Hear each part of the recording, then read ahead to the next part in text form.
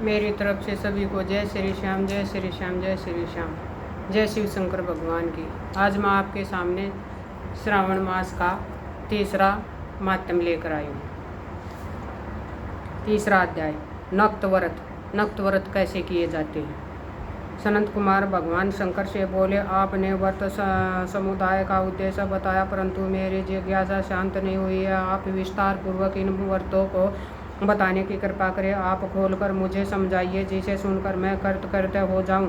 सनत कुमार की प्रार्थना पर भगवान महादेव बोले, जो भक्त श्रावण मास को नक्त व्रत कर व्यतीत करता है, वह संपूर्ण वर्ष इस नक्त व्रत का फल भोगता रहता है। दिन की समाप्ति से 3 घड़ी पहले रात्रि भोजन को नक्त व्रत कहा जाता है। नक्त व्रत भोजन में सूर्यास्त से 3 घंटे पहले के समय को छोड़कर शेष समय लिया जाता है। सूर्यास्त से पहले के 3 घंटों को संध्या काल कहा जाता है। संध्या काल में आहार, मैथुन, निद्रा तथा स्वाध्याय करना वर्जित है। अब मैं तुम्हें गृहस्थ एवं सन्यासी के भेद में से नक्त भोजन की 2 प्रकार की व्यवस्था बताता हूँ। ध्यानपूर्वक सुनो। जब सूर्यदेव के मंद होने पर अपने शरीर की छाया दुगनी हो जाए, उस समय को सन्यासी के लिए नक्त भोजन व्रत कहा जाता है। वो शास्त्रों में गृहस्थ के लिए नक्षत्र के उदय होने पर रात्रि भोजन करने को नक्त भोजन व्रत कहा है। शास्त्रों में सन्यासियों के लिए रात्रि काल में भोजन निषिद्ध हो जाने से दिन के अष्टम भाग में भोजन करना बताया है। गृहस्थी को विधि द्वारा रात्रि में नक्त व्रत का भोजन करना चाहिए। सन्यासी, विधवा तथा विधुर को सूर्यास्त से पहले ही भोजन करने का विधान है। पुत्रवान, आश्रयहीन तथा स्त्री विहीन पुत्रवान विधुर को रात्रि में भोजन करना निषिद्ध है। श्रावण मास में नक्त व्रत करने वाले प्राणी उत्तम गति को प्राप्त होते हैं। श्रावण मास के प्रारंभ होने पर प्रतिपदा तिथि में प्रातःकाल मनुष्य यह प्रतिज्ञा करे कि मैं पूरे श्रावण मास में ब्रह्मचर्य का पालन करूंगा तथा प्रतिदिन प्रातः स्नान करूंगा।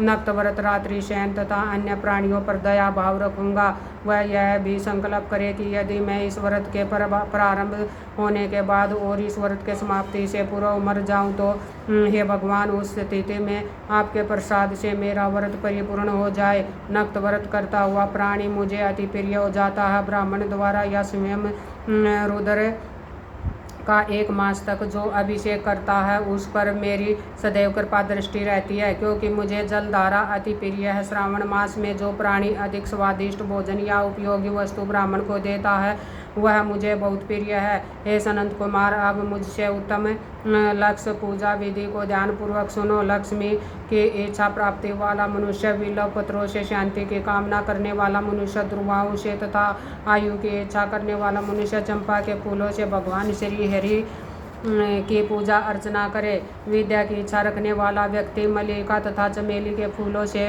पूजा अर्चना करे। तुलसी दल से भगवान श्री हरि और मैं स्वयं प्रसन्न होते हैं। पुत्र की कामना रखने वाला व्यक्ति कटेरी के फूलों से पूजा अर्चना करे। जिसे बुरे बुरे स्वप्न दिखाई देते हों, वह उनके नाश के लिए उत्तम ध्यान से पूजा अर्चना करे। देव के सम्मुख रंगबली, पद्म, स्वास्तिक और चक्र आदि बनाकर भगवान विभु की पूजा अर्चना करे। संपूर्ण कामनाओं की पूर्ति के लिए सब पुष्पों से मनुष्य को पूजा अर्चना करनी चाहिए। लक्ष्मी पूजा करने से मैं भगवान शिव सदा प्रसन्न रहता है। अंत में उद्यापन करना चाहिए। उद्यापन के लिए मंडप बनवाकर उसके तीसरे भाग में वेदी बनानी चाहिए। पुण्यावाचन कर आचार्य का वर्ण करना चाहिए। मंडप में बैठकर रात्रि जागरण कर वेद पाठ करना चाहिए। वेदी पर उत्तम चतुर्लिंग 2 तो भद्र बनाकर उसके मध्य भाग में चावलों से सुंदर कैलाश का निर्माण करना चाहिए। उस वेदी में यथास्थान तांबे का कलश स्थापित करना चाहिए। उसमें पंच पल्लव तथा सूक्ष्म वस्त्र रखने चाहिए। उसमें भगवान शंकर की स्वर्ण मूर्ति को पंचामृत से स्नान कराकर स्थापित कर अर्चना करे। नैवेद्य युक्त धूप, दीप, गीत, वाद्य, नृत्य तथा वेद शास्त्र पुराण द्वारा रात में जागरण करना चाहिए तथा प्रातःकाल होने पर स्नान करना चाहिए। पवित्र शास्त्रोक्त विधान से वेदी बनानी चाहिए। तिल, घी, पायस, मूल मंत्र, गायत्री, शिव सहस्त्र नाम से हवन करना चाहिए। जिस मंत्र से पूजन किया है उसी मंत्र से हवन करना चाहिए। खांड, घी, चावल से हवन करना चाहिए। हवन समाप्ति पर पूर्णाहुति देनी चाहिए। प्रातः वस्त्र, अलंकार, आभूषण से आचार्य का अर्चन करना चाहिए। ब्राह्मणों का पूजन कर उन्हें दक्षिणा देनी चाहिए। जिन मंत्रों से भगवान शिव के लक्ष्य पूजा की है उन चीज़ों को दान करना होता है। स्वर्ण निर्मित भगवान शंकर की मूर्ति का अर्चन करें। यदि 1 महीने तक दीप जलाया हो तो उसको